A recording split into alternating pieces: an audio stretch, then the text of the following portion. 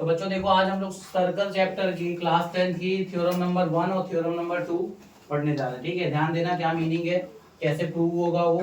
ठीक है, दोनों थ्योरम्स को करने जा रहे हैं, तो एकदम ध्यान से सुनना और समझना। तो थ्योरम 10.1 इसलिए क्योंकि चैप्टर का नंबर 10 है और उसकी पहली थ्योरम इसलिए 10.1। क्या कह रहा है थ्योरम 10.1 सर्कल चैप्टर का? The tangent at any point of a circle, मतलब कि सर्कल के किसी पॉइंट पर से अगर आप कोई टेंजेंट बनाते हो वो परपेंडिकुलर होगा किसके? रेडियस के through the point of contact. आपने ये बेसिक चीज पढ़ी होगी। फॉर एग्जांपल जैसे हमारा ये सर्कल है, इस सर्कल के इस पॉइंट से मान लो हमने एक टेंजेंट ड्रॉ करा,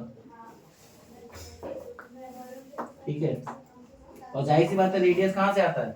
सेंटर से। सरकमफ्रेंस पे एक बात होता है, ये पॉइंट कहां पे लाई कर रहा है? ये वाला। इस फिगर के हिसाब से देखो, इस पॉइंट को मैंने P लिया है और सेंटर को O लिया है, ठीक है, और टेंजेंट को मैंने लिया है X Y। तो स्टेटमेंट पढ़ो, tangent at any point of a circle. तो इस सर्कल के एक पॉइंट को मैंने P ले लिया, ठीक है, इससे मैंने टेंजेंट ड्रॉ करा XY, ठीक है, वो परपेंडिकुलर होगा, मतलब ये टेंजेंट किसी के परपेंडिकुलर होगा। किस चीज के? रेडियस के। कहां परपेंडिकुलर बनेगा? जहां पॉइंट ऑफ कांटेक्ट है। पॉइंट ऑफ कांटेक्ट क्या होता है? टेंजेंट और सर्कल जहां पर मीट करते हैं उस पॉइंट को क्या बोलते हैं? Point of. यहाँ पे P जो है वो पॉइंट ऑफ कांटेक्ट है। तो यहाँ पर ये रेडियस और ये जो टेंजेंट है ये दोनों क्या होंगे? एक दूसरे के परपेंडिकुलर होंगे। समझ आ रही बात? ये दोनों एक दूसरे के क्या होंगे? परपेंडिकुलर होंगे। ये थ्योरम ये बता रही है।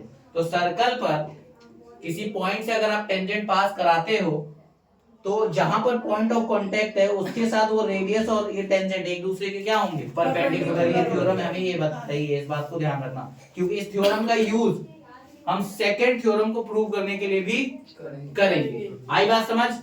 ठीक है, अब पहली थ्योरम को प्रूव करते हैं। आपको मीनिंग तो समझ आ गया? इसका मतलब हमें गिवन क्या क्या है? हमें गिवन है एक सर्कल, हमें गिवन है वो पॉइंट ऑफ कांटेक्ट जहां से टेंजेंट पास हो रहा है, और हमें रेडियस गिवन है। ये सारी बातें हमको दी हुई है। हमें साबित क्या करना है कि जो रेडियस OP है वो परपेंडिकुलर है टेंजेंट XY के, यानी कि OP परपेंडिकुलर है XY के। ये हमें प्रूव करना है। तो हमें गिवन क्या क्या? एक सर्कल विद सेंटर हो जिसमें टेंजेंट XY है हमारा, ये टेंजेंट XY है, at point of contact P। Tangent XY है जो कहां पे टच कर रहा है? इसको P पॉइंट पे टच कर रहा है। कोई दिक्कत यहां तक? क्या साबित करना है? टू प्रूव क्या है? OP परपेंडिकुलर XY के, मतलब ये जो रेडियस है वो टेंजेंट की क्या है? परपेंडिकुलर है। अब इसके बाद आता है प्रूफ। क्या आता है? प्रूफ। सबसे पहले let Q be point on XY। सबसे पहले जो Q है, हमने एक पॉइंट माना Q जो कि XY के ऊपर मौजूद है। समझ आया? Let Q be point on XY। तो XY टेंजेंट पे हमने एक पॉइंट ले लिया Q कि ये मौजूद है। अब हमने क्या करा? कनेक्ट किया O Q को, यानी कि O और Q को कनेक्ट करा तो ये लाइन बनी आपके सामने, ठीक है, समझ आई बात? अच्छा, suppose it touches the circle eight R, मतलब जब आप अपने OQ बनाया तो ये लाइन ने सर्कल को कहां टच किया?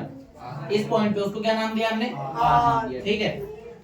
अब हेंस OQ जो है वो OR से बड़ा है या नहीं बड़ा? ये बड़ा है। देखो साफ साफ दिख रहा है OQ बड़ा है OR से। ये बाहर चला गया है और ये अंदर ही रह गया, तो मतलब OQ और OR क्या है?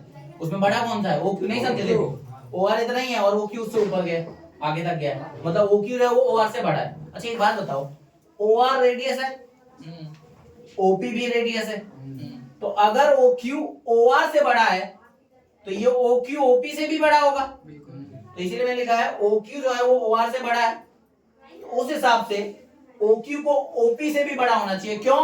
क्योंकि OP और OR की लंबाई सेम है, क्योंकि दोनों क्या है? रेडियस है। क्या है दोनों? रेडियस। आई बात समझ? ठीक है। अब same will be the case with all other points on circle, मतलब अगर आप सर्कल पे कोई भी पॉइंट ले लो, मान लो अगर आप यहां पे ले लो तब भी यही बात पड़ेगी। ये पॉइंट यहां ले लो Q को तो भी यही बात पड़ेगी, चाहे पॉइंट को यहां ले लो।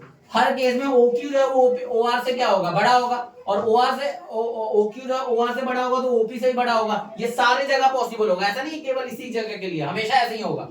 इसका मतलब OP जो है वो सबसे छोटी दूरी है टेंजेंट से। देखो OQ और OP में OP छोटी दूरी हुई, क्योंकि आप चाहे यहां पॉइंट लो, चाहे यहां लो, चाहे यहां लो, चाहे यहां लो, OP से छोटा कुछ भी नहीं है।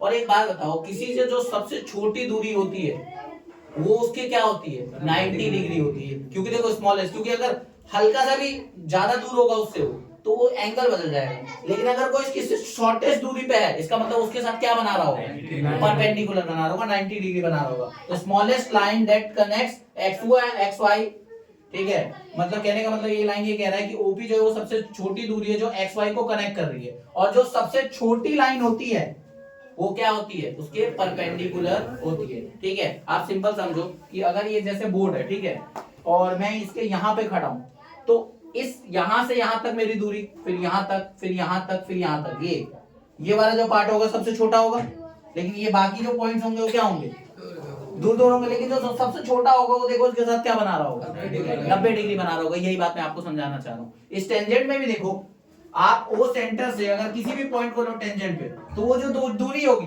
वो सबसे छोटी नहीं होगी, यही इकलौती दूरी है ओपी जो वो सबसे छोटी होगी। और ध्यान से देखो, जो सबसे छोटी दूरी होगी वो उसके साथ क्या बनानी होगी, 90 डिग्री। इसीलिए मैं कह सकता हूं कि ओपी जो है वो एक्स वाई के क्या है, परपेंडिकुलर है। क्लियर बात, क्लियर है।